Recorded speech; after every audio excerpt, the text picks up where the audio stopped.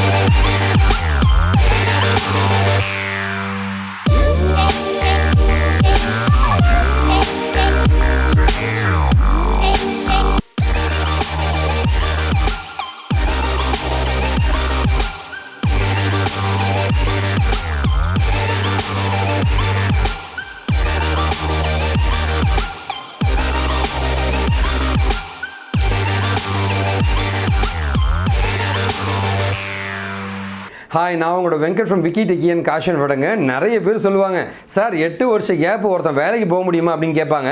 அடுத்து வந்து sir BSc மேத்தமெட்டிக்ஸ்லாம் நான் படிச்சிருக்கேன் சார், பிஎஸ்சி ஃபிசிக்ஸ் மேத்தமெட்டிக்ஸ், இவங்களாம் ஐடிக்குள்ளே போக முடியுமாங்க, இவங்களாம் கோடிங் எழுத முடியும்னு நீங்கள் நினைக்கிறீங்களா? ஒரு கிராமத்திலேருந்து ஒரு விவசாயியோட பையன் வேலைக்கு போக முடியுமான்ட்டு இன்றைக்கி யார் கேள்வி கேட்டாலும் அதுக்கு ஒரு எடுத்துக்காட்டாக ஒருத்தன் இருப்பான் தெரியுங்களா? அவன் தான் வந்து நம்மளுடைய அலெக்ஸுங்க. அலெக்ஸ் பார்த்தீங்கன்னா 2014ங்க பிஎஸ்சி மேத்தமெட்டிக்ஸுங்க. Sir maths department sir, coding வருமா அப்படின்னு கேட்பீங்க.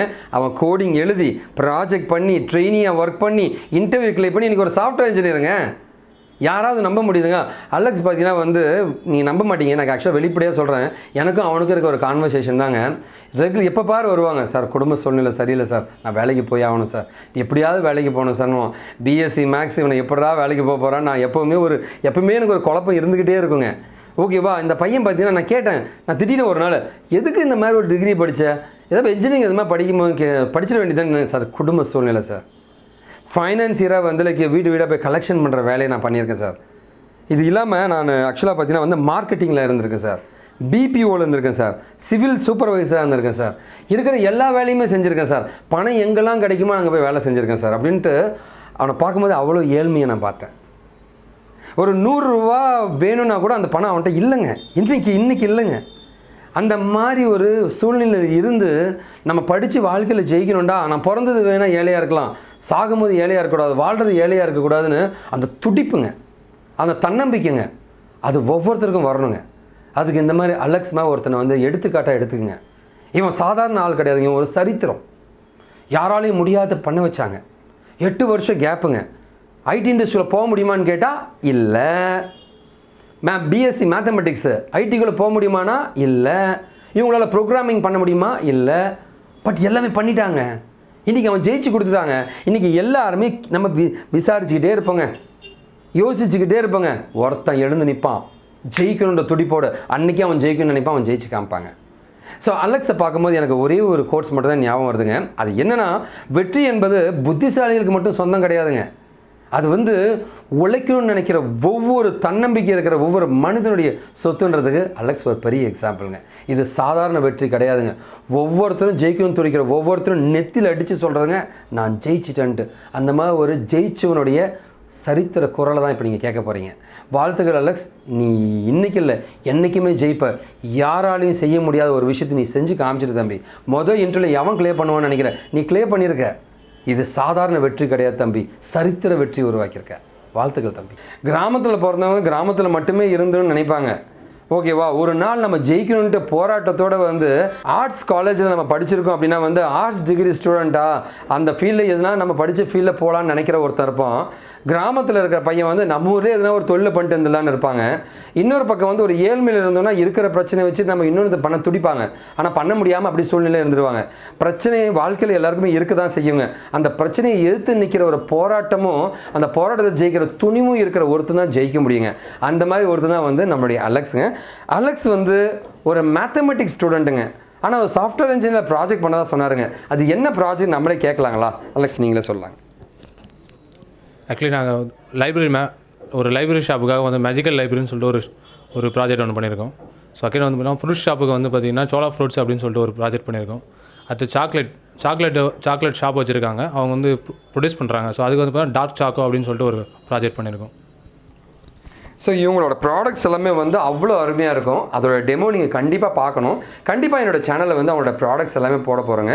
ஸோ ஒரு மேத்தமெட்டிக்ஸ் ஸ்டூடெண்ட் வந்து ஒரு கோடிங் பண்ணி ப்ராஜெக்ட் பண்ணி ஒரு ப்ராஜெக்ட் வந்து கிளைண்ட்டுக்கு கொடுத்து அந்த கிளைண்ட் அப்ரிஷியேட் பண்ணாருன்றதை வச்சு ஒருத்தர் இன்டர்வியூ கிளியர் பண்ணி சாஃப்ட்வேர் இன்ஜினியராக வேலைக்கே போயாச்சுன்றதெல்லாம் இது நினச்சி கூட பார்க்க முடியாத ஒரு ஆச்சரியம் தாங்க.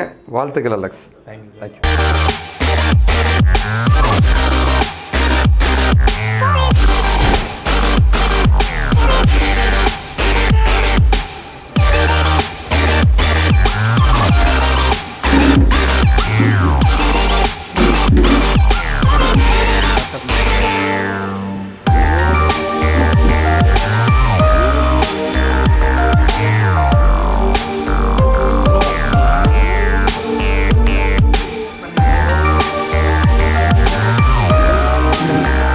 என் பேர் அலெக்ஸ். நான் வந்து பிஎஸ்சி மேத்தமெட்டிக்ஸ் முடிச்சிருக்கேன். 2014 இயர் பாஸ் அவுட்டு. ஸோ எனக்கு வந்து பார்த்திங்கன்னா 8 இயர்ஸ் கேப் இருக்குது. இந்த 8 இயர்ஸ் கேப்பில் வந்து பார்த்திங்கன்னா நிறையா ஃபீல்டில் வந்து ஒர்க் பண்ணியிருக்கேன். பட் ஆனால் எனக்கு எதுவுமே சாட்டிஸ்ஃபேக்ஷன் இல்லை. என்னுடைய க்ரோத் வந்து பார்த்திங்கன்னா இம்ப்ரூவ் ஆகவே இல்லை. ஐடி ஃபீல்டில் போகலான்னு சொல்லிட்டு ஒரு இன்ட்ரெஸ்ட் வந்தது. ஸோ அது எப்படி பண்ணுறது, ஏன்னா நான் வந்து பிஎஸ்சி மேத்தமெட்டிக்ஸ் எப்படி ஐடி ஃபீல்டில் போகிறது அப்படின்னு சொல்லிட்டு நான் சர்ச் பண்ணும்போது பார்த்திங்க அப்படின்னா எனக்கு காஷிவ் இன்ஃபோடெக் வந்து யூடியூப்பில் பார்த்தேன். ஸோ பார்த்துட்டு அதுக்கப்புறம் தான் வந்து வெங்கட் சாரை மீட் பண்ணேன். வெங்கட் சாரை மீட் பண்ணும்போது அவர் எனக்கு சஜஸ்ட் பண்ணது பார்த்திங்கன்னா .NET ஃபுல் ஸ்டாக் படி உன்னால் நல்லா பண்ண முடியும் அப்படின்னு சொல்லிட்டு கொஞ்சம் என்கரேஜ் பண்ணி நல்லா சொன்னார். ஸோ நானும் ஜாயின் பண்ணி இங்கேயே படித்தேன். படிக்கும்போது பார்த்திங்கன்னா எனக்கு ட்ரைனிஸாக இருக்கட்டும், ஸ்டாஃப்ஸாக இருக்கட்டும் எல்லாமே நல்லா ஹெல்ப் பண்ணாங்க. நல்லா புரிஞ்சிக்கிற மாதிரி எக்ஸ்பிளைனும் பண்ணாங்க. நல்லா ஈஸியாக அண்டர்ஸ்டாண்ட் பண்ணிக்கிற மாதிரி பண்ணாங்க. நிறைய டெக்னாலஜி கற்றுக்கிட்டேன். நிறையா சாஃப்ட்வேர் எப்படி பண்ணுறது, எப்படி கோடிங் டைப் பண்ணணும், எப்படி ஈஸியாக டைப் பண்ணணும், எப்படிலாம் கொஞ்சம் இங்கிலீஷில் பேசணும். ஸோ எல்லாமே எனக்கு கோச்சிங் பண்ணாங்க. ஸோ இதெல்லாம் பண்ணதுக்கப்புறம் பார்த்தீங்கன்னா இங்கேயே ட்ரைனிங்காக ஒர்க் பண்ணி ஜாயின் பண்ணிட்டேன். ஸோ இங்கேயே ட்ரைனிங்காக ஜாயின் பண்ணி கிட்டத்தட்ட ஒரு 5 ப்ராஜெக்ட் கம்ப்ளீட் பண்ணிக்கிறேன். 5 ப்ராஜெக்ட் கம்ப்ளீட் பண்ணி கொடுத்துருக்கேன். ஸோ அதுக்கப்புறமேட்டுக்கு வந்து பார்த்திங்கன்னா எனக்கு இன்டர்வியூலாம் ஷெடியூல் பண்ணும்போது வந்து பார்த்திங்கன்னா அதுக்கு முன்னாடி மார்க் இன்டர்வியூலாம் வச்சாங்க. கிட்டத்தட்ட ஒரு 10-15 மார்க் இன்டர்வியூ வச்சாங்க. அதுக்கப்புறம் டெஸ்ட்டுலாம் எழுதணும்.